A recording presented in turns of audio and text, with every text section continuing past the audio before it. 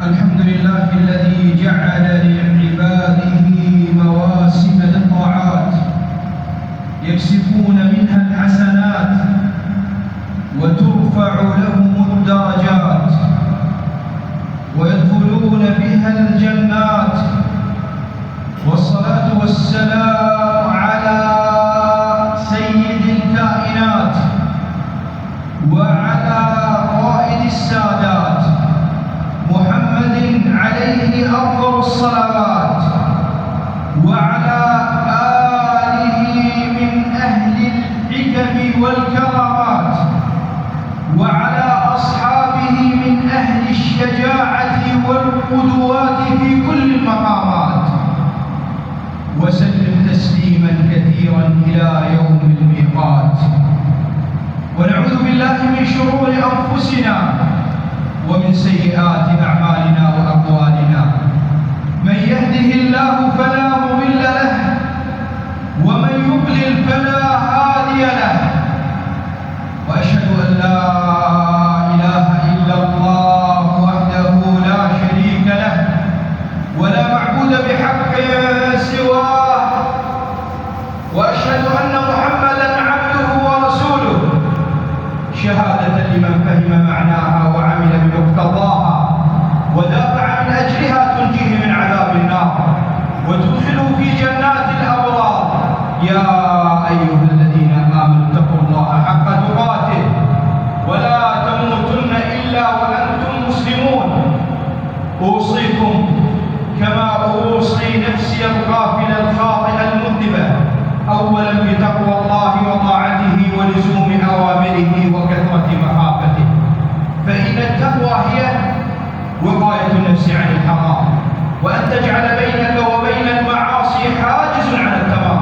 وبعد، حياكم الله في هذا البيت الطيب الطاهر على طاعته، وفي هذا اليوم المبارك على عبادته، وجمعنا وإياكم مع سيد الدعاة المصطفى صلى الله عليه وسلم، وحرم الله هذه الوجوه الطيبة النيرة عن النار وجحيمها، وجمعنا وإياكم في الجنة ونعيمها، آمين.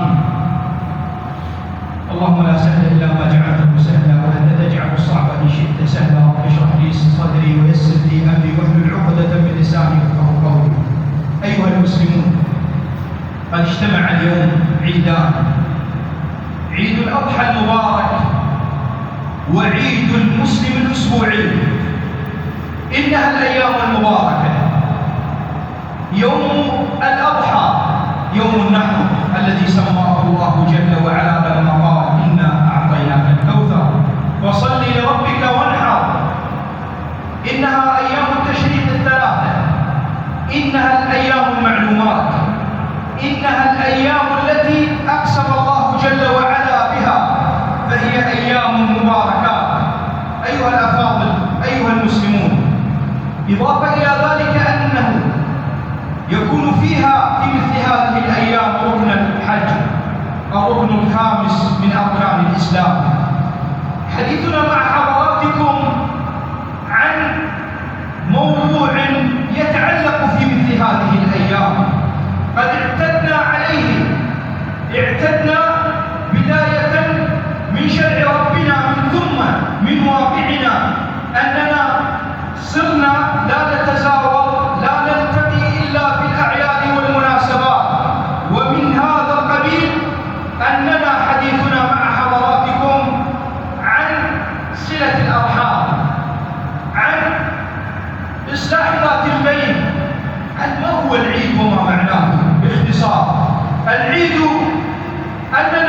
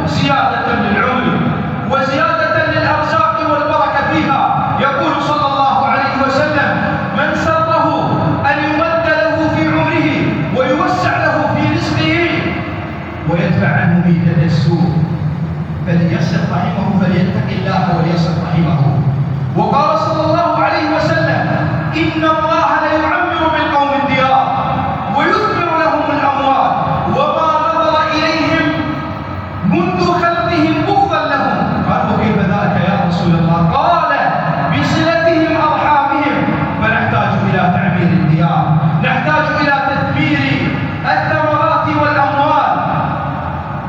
واعلموا بالمقابل أن من قطع الرحم أو تباغض أو تشاحن على أي أمر من الأمور هو له خسران بداية في الدنيا وخسران في الآخرة.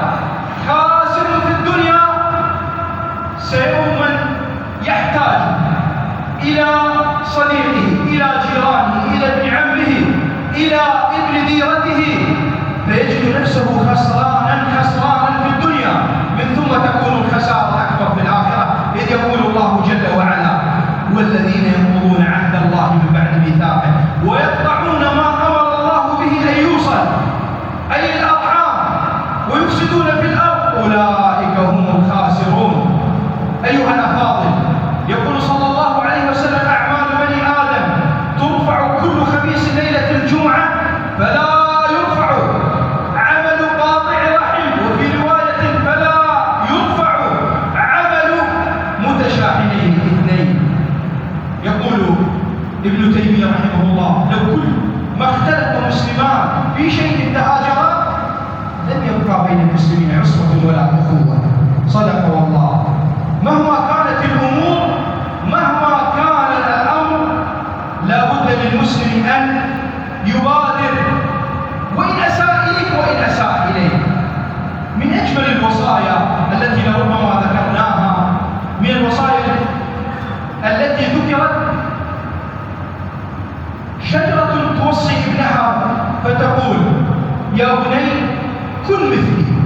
يرميني الناس بالثمار، يرميني الناس بالحجارة فأرميهم بالثمار. فيقول لها: أي البرعم لم يا أماه؟ فتقول: لأني أميل مع الهوى حيث مال. يا بني من أطاع الهوى فقد هوى، من أطاع الهوى، من أطاع هوى النفس وعزة النفس فقد هوى، ومعنى هوى أي انتهى. إصلاح ذات البين، كل من له مقبولية بين طرفين، بين جيرانين، بين صديقين، بين أولاد عمام، بين زوجين إلى آخره، عليه أن يبادر بإصلاح ذات البين في مثل هذه الأيام، لأن كثير من الناس من عنده تكون في داخله عزة النفس، أو لربما قد عال عليه المقابل فلا يستطيع أن يتخطى بأقدامه. وهنا يكون الواجب على صاحب الصلح بين ذات البين. إذ يقول صلى الله عليه وسلم: ألا أدلكم على أفضل من درجة الصيام والصلاة والصدقة؟ قالوا: بلى يا رسول الله. قال: إصلاح ذات البين. وإن فساد ذات البين هي الحالقة. لا أقول أنها تحلق الشعر، ولكن تحلق الدين، أي تحلق دين الرجل تماما. العيد مجد بل سيادة أمة، فيها محمد لا سواه عميد. العيد وحدتنا التي في ظلها نحيا بعزة ديننا ونسود. ما العيد إلا أن نكون أحبة، فيه الترابط والإخاء يزيد. ما العيد إلا أن نكون أمة، فيها محمد لا سواه عميد. والذي نفس محمد بيده، إذ يقول صلى الله عليه وسلم: لا تؤمنوا حتى تحابوا، ولا تحابوا. قال في نهاية الحديث: أفشوا السلام بينكم. ألا أدلكم على شيء إذا فعلتموه تحاببتم؟ أفشوا السلام بينكم. فالسلام وتسليم العامة، أي التسليم على الجميع، هو من صلة الأرحام. إذ قال صلى الله عليه وسلم: صلوا أرحامكم ولو بالسلام. واعلموا أن الاتصال بالهاتف هو يعتبر وسيلة من وسائل الأرحام، ولكنها لا تغني عن التزاور. أقول قولي هذا وأستغفر الله لي ولكم، استغفروه فيا فوز المسلمين.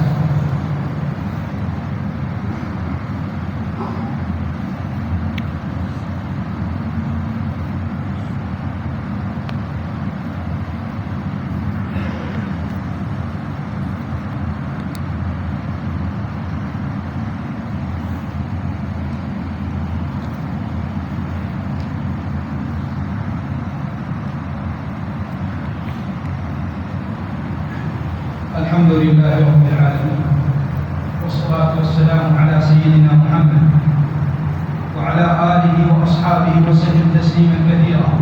أيها الأفاضل، من ضمن الأمور الشائعة في التباغض أو في المشاكل أو في الزعل أو في تقاطع الأرحام، يسمع عبارات فلان حكى عليه، فلان حكى بظهري، إضافة إلى ذلك يبني على هذا الأمر يقينا، فجأة تجده لا يسلم عليه، لربما دخل رجل نمام في ذلك الأمر. فلا تحكم على شخص أبدا حتى تجربه، لا تحكم عليه بمجرد الكلام. يروى أن امرأة في مكة، امرأة عجوز في مكة، كانت تحمل الحطب، فلما رآها رسول الله صلى الله عليه وسلم فاقترب منها فقال يا أماه، قال يا أماه دعيني أن أحمل عنك الحطب، فالطريق طويل وبيتك بعيد والشمس حارقة والرمال ملتهبة. فحمل الحطب رسول الله صلى الله عليه وسلم على جهته اليسرى، فإذ به حتى وصل إلى دار بيتها، فقالت يا رجل، ولم تعرف رسول الله، فقالت يا رجل والله، أو قالت واللات والعزى، قالت مشرك، قالت واللات والعزى لم يكن عندي ما أعطيك من أجر، ولكن سأسدي إليك نصيحة. قال قولي. قالت إذا ذهبت ورجعت إلى قومك هنالك رجل يسمى محمد، فلا تصدقه ولا تتبع أمره، فإنه سيء الخلق وساحر، حسب ما تصفه. فقال لها أنا محمد بن عبد الله، أنا محمد بن عبد الله. فلما عرفته فقالت أشهد أن لا إله إلا الله وأنك يا محمد رسول الله. لما جربته بالعمل هنالك فلا تحكم على الأشخاص بمجرد الأقوال حتى لو كان سمعتهم، لأن هذا اللسان يزل بالأخطاء والأخطاء، وكل بني آدم خطاء.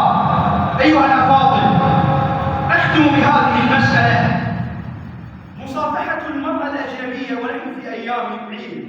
المرأة الأجنبية هي التي لا تحل لك حتى لو كانت من جهة الأقارب أو من النسب أو من الجيران، وإن كانت كبيرة في السن، فلا يجوز مصافحة النساء. هكذا قال رسول الله صلى الله عليه وسلم: إلا إذا كانوا أو كانن من المحارم، أي من التي تحرم عليك. فهذا من الأمور التي قد بدأت تشيع في المناطق المدن وفي الأرياف. اللهم صل على محمد في الأولين، وصل على محمد في الآخرين، وصل على محمد حتى ترث الأرض ومن عليها يا أرحم الراحمين. اللهم أعز الإسلام والمسلمين، واعل بفضل كلمة الحق والدين، أعز من أراد لهذا الدين عزا ونصرا، وأذل من أراد لهذا الدين سوءا. اجعل دائرة السوء تدور عليه يا رب العالمين. اللهم اصلح قلوبنا،